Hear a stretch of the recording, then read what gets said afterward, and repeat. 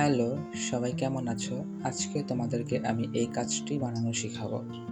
এটি বানানোর জন্য আমাদের প্রথমে একটি সাদা কাগজ নিয়ে নিতে হবে এবং এটিকে কয়েকটি ভাঁজ দিয়ে নিতে হবে।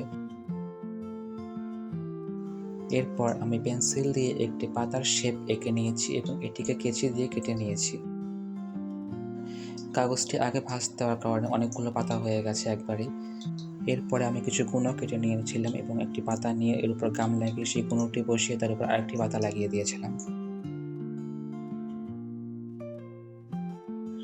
অফ ক্যামেরায় আমি অনেকগুলো পাতা করে নিয়েছি। এরপরে রং করার পালা।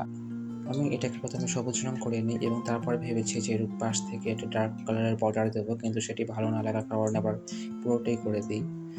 এবার অপর সাইডেও আমি সেমভাবে করে নিই। এরপরে আমি একটা লাইট গ্রিন কালার মেক করে ওটা সাইড থেকে বর্ডার দিয়ে দিয়েছিলাম এবং এটা মাঝখান দিয়ে কিছু পাতার শিরার মতো করে দিয়েছিলাম। এরপর অফ ক্যামেরা আমি সবগুলো পাতা রং করে ফেলি। এরপর নিয়েছি আমার সেই চায়ের কাপটি, যেটার ভিডিও কয়েকদিন আগে আমি আপলোড করেছিলাম। এর মধ্যে কিছু কাগজ মুড়িয়ে দিয়ে এর উপর থেকে একটু ক্লে দিয়ে নিয়েছি এবং সেই ক্লেগুলোর মধ্যে গাছের পাতাগুলো ঢুকিয়ে দিয়েছি। এইভাবে সবগুলো পাতা লাগিয়ে দেওয়ার পর তৈরি হয়ে গেল এই সুন্দর টবটি। ভিডিওটি কেমন লাগলো কমেন্টে অবশ্যই জানাবেন এবং সবাই ভালো থাকবেন। টাটা।